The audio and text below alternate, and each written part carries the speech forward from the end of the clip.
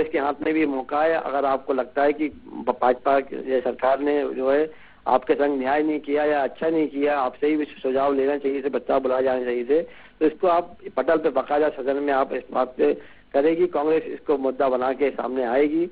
इस तरह की भेदभाव के आरोप भी लगाए जाएंगे। लेकिन मैंने कहा ना कि आपने फिर क्या किया उसका तोड़, वो भी आपको दिखाना होगा, क्योंकि अभी कांग्रेस स्थिति में नजर नहीं आती कि वो अपनी ओर से कोई दिखा पाए। प्रवीण जी, ये योजना और उनके हितग्राही भाजपा के हमेशा फोकस पे रहते हैं, तो इस बार चुनाव में भी कुछ ऐसी ही रणनीति रहेगी? निश्चित रूप से जो माहौल बन रहा है उमेश जी, आप देखें खासकर ओबीसी को लेकर जिस ढंग से खेल चल रहा है, और किसान, तो सरकार की प्रायोरिटी में अब की बार भी ओबीसी भी होगा, SC ST भी होगा और किसान ज्यादा होंगे। इसी के बजट जो पूरा नजर आएगा, बजट का जो अगली स्वरूप है, इन्हीं बड़े जो सेक्टर जिनको लेके जनता के बीच में अगले साल भाजपा इलेक्शन में मैदान में कूदने वाली है, उसका असर इस बजट में भी नजर आएगा। और आने वाले में बजट में तो निश्चित रूप से इसका बहुत बड़ा एक हिस्सा मिलने वाला है, ये स्वाभाविक लगता है, क्योंकि जो एजेंडा इस पे काम कर रही है भाजपा, उसमें यही 4 सेक्टर आज की डेट में समझ आ रहे हैं, और इन्हीं 4 सेगमेंट पे बजट में भी तैयारी की जाएगी। बहुत बहुत धन्यवाद प्रवीण जी, आपका इनसाइड राजतंत्र से जुड़ने के लिए।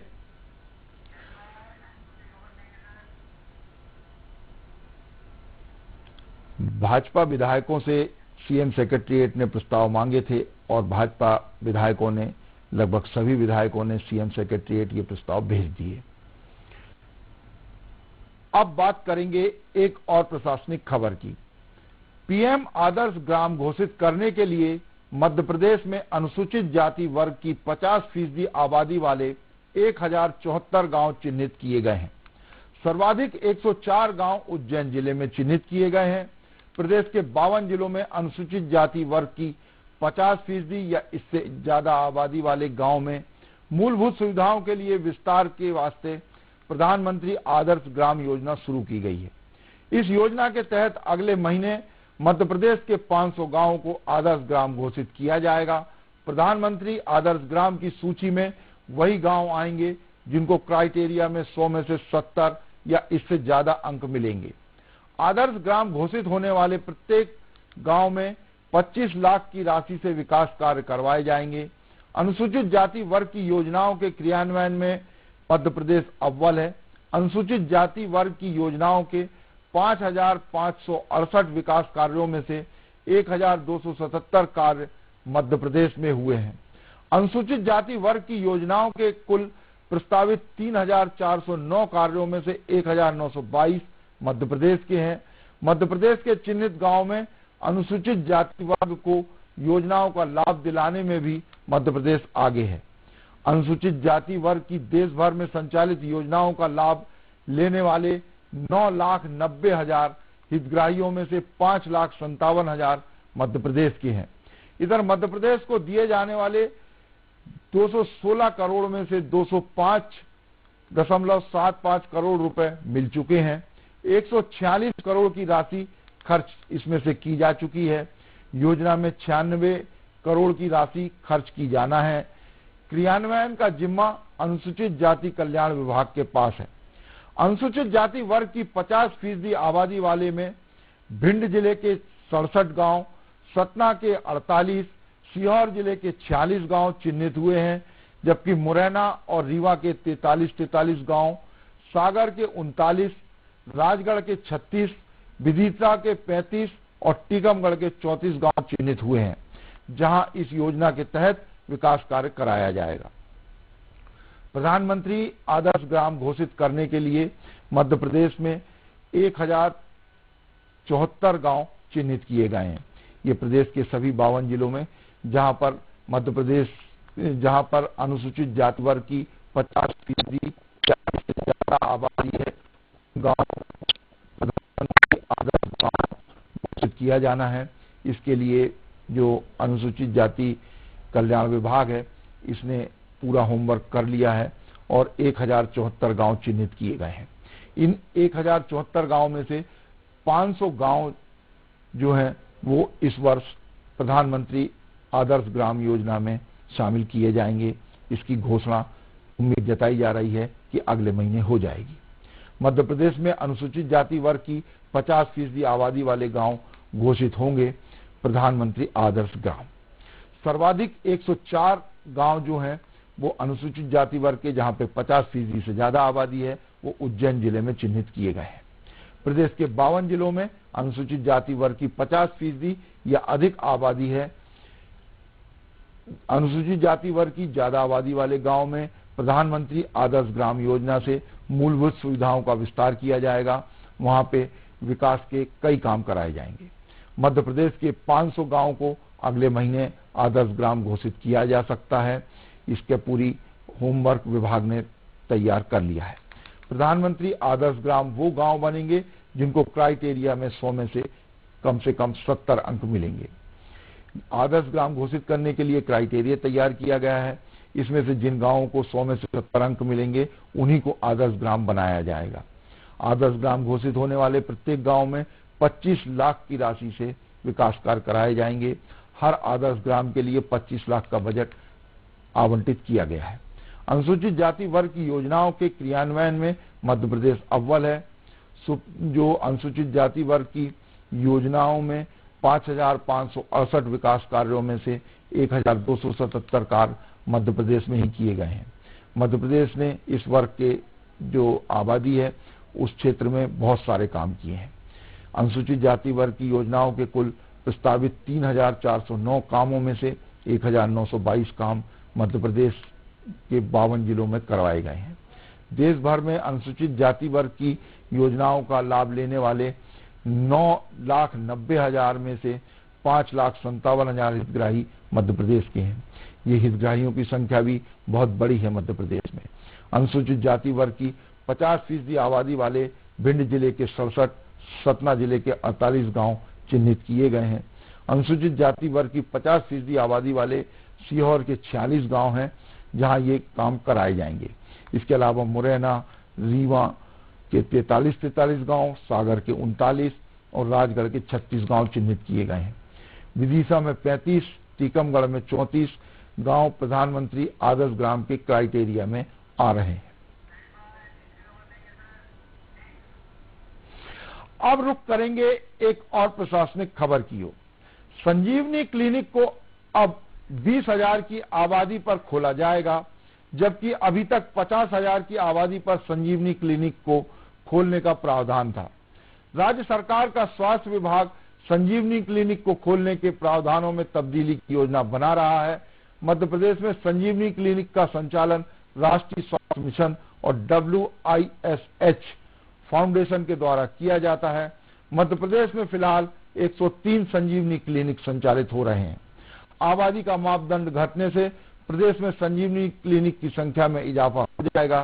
संजीवनी क्लिनिक की संख्या बढ़ने से लोगों को आसानी से उपचार मिल सकेगा। संजीवनी क्लिनिकों की संख्या बढ़ाने के साथ ही राज्य सरकार यहां सुविधाएं बढ़ाने पर भी विचार कर रही है। मध्य प्रदेश के संजीवनी क्लिनिकों में अभी 11 प्रकार की जांच होती है। जो जांच फिलहाल हो रही उनमें HIV, VDRL, कोरोना जांच, यूरिन और pregnancy, malaria, dengue, typhoid, haemoglobin, sugar, hepatitis B और ब्लड प्रेशर की जांच शामिल है। 1-2 माह की अवधि में सभी संजीवनी क्लिनिकों में 45 प्रकार की जांच होने लगेगी। भोपाल के अशोका गार्डन के संजीवनी क्लिनिक में सेंट्रल लैब ने काम करना शुरू कर दिया है। इससे अब 34 तरह की जांच होने लगी है। अब राजधानी की 27 संजीवनी क्लिनिक और शहरी सुरक्षा केंद्र से ब्लड सैंपल भी लिए जा सकेंगे। मध्य प्रदेश की सरकार संजीवनी क्लिनिक और शहरी सुरक्षा केंद्रों के लिए बजट में 400 करोड़ रुपए का प्रावधान करती है। सुविधाएं बढ़ाने पर बजट में राशि का प्रावधान भी ज्यादा करना होगा। एक संजीवनी क्लिनिक को मध्य प्रदेश में हर महीने 1,75,000 रुपए का बजट मिलता है। इसमें वेतन व अन्य खर्चे भी शामिल हैं। एक संजीवनी क्लिनिक एक medical officer, ANM, lab technician के हवाले रहता है।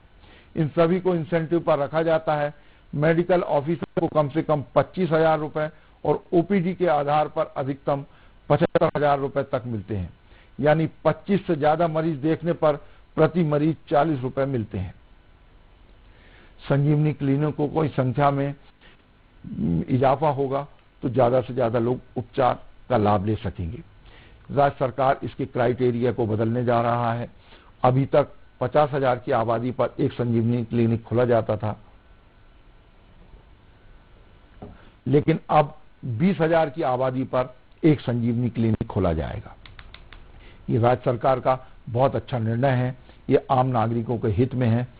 लोगों को स्वास्थ्य की सुविधाएं अब पहले से ज्यादा अच्छी मिलेंगी।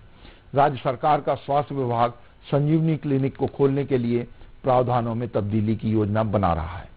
मध्य प्रदेश में संजीवनी क्लिनिक का संचालन NHM और विश्व फाउंडेशन द्वारा किया जाता है। मध्य प्रदेश में फिलहाल 103 संजीवनी क्लिनिक संचालित हो रहे हैं, लेकिन आबादी का मानदंड घटने से प्रदेश में संजीवनी क्लिनिकों की संख्या कई गुना बढ़ जाएगी। संजीवनी क्लिनिकों की संख्या में इजाफा होने से राज्य सरकार आम नागरिकों तक स्वास्थ्य की सुविधाएं पहुंचाने में कामयाब होगा। स्वास्थ्य विभाग का ये मानना है कि ज्यादा ये संजीवनी क्लिनिकों की जो संख्या बढ़ेगी, इससे ज्यादा लोग उपचार का लाभ ले सकेंगे राज्य सरकार की सुविधाओं का। मध्य प्रदेश के संजीवनी क्लिनिकों में अभी केवल 11 प्रकार की जांच होती है। जल्द ही सभी संजीवनी क्लिनिकों में 45 प्रकार की जांच होने लगेगी। भोपाल के अशोका गार्डन के संजीवनी क्लिनिक में सेंट्रल लैब ने काम शुरू कर दिया है। ये प्रदेश का पहला संजीवनी क्लिनिक है जहां पर सेंट्रल लैब स्थापित कर दी गई थी। इससे भोपाल की जितनी भी संजीवनी क्लिनिक है उनको बहुत ज्यादा फायदा होगा। जांच के लिए इस सेंट्रल लैब में वो सैंपल भेज सकेंगे।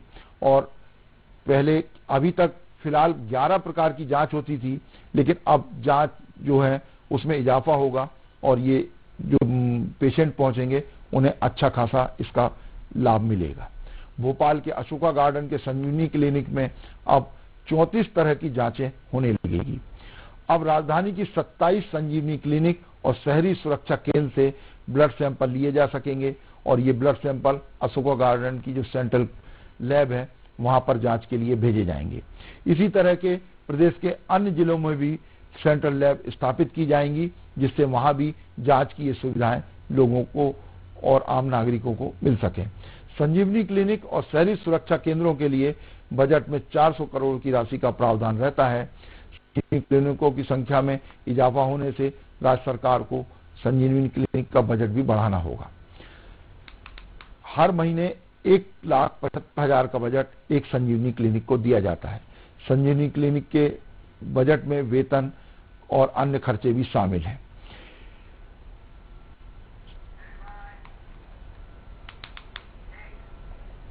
अब बात करेंगे खास सेगमेंट चलते चलते की, जिसमें राजनीति या ब्यूरोक्रेसी के क्षेत्र में चर्चित प्रसंग की बात की जाती है। तो आज भी ब्यूरोक्रेसी से जुड़ा एक प्रसंग खासा चर्चा का विषय बना हुआ है। मंत्रालय के गलियारों में आजकल एक अतिरिक्त मुख्य सचिव स्तर के अधिकारी के अंदाज के खूब चर्चे हो रहे हैं। इनका अंदाज ही निराला है। लोग कहते हैं कि कई मामलों में अतिरिक्त मुख्य सचिव महोदय प्रैक्टिकल भी हैं। ये महाशय 4 इमली क्षेत्र के सरकारी बंगले में रहते हैं, लेकिन इन्होंने राजधानी के पॉश इलाके में अपना प्राइवेट बंगला भी बनवा लिया है। इनके रिटायर होने में हालांकि अभी समय है। सरकारी बंगले की सुख सुविधाएं रिटायरमेंट के बाद एकदम से छूटने पर दिक्कत होती है। इसलिए इन महाशय ने अभी से एक नायाब तरीका निकाला है। साहब सप्ताह के 5 दिन सरकारी बंगले में रहते हैं, जबकि सप्ताह के बाकी 2 दिन साहब अपने प्राइवेट बंगले में रहने चले जाते हैं। साहब का मानना है कि रिटायरमेंट के पहले प्राइवेट बंगले में रहने की आदत हो जाएगी। अभी तक तो आपने अंदाजा लगा ही लिया होगा कि बात किस अतिरिक्त मुख्य सचिव की हो रही है। फिर भी दर्शकों की सुविधा के लिए बताते चलें कि अतिरिक्त मुख्य सचिव महोदय मृदुभाषी हैं।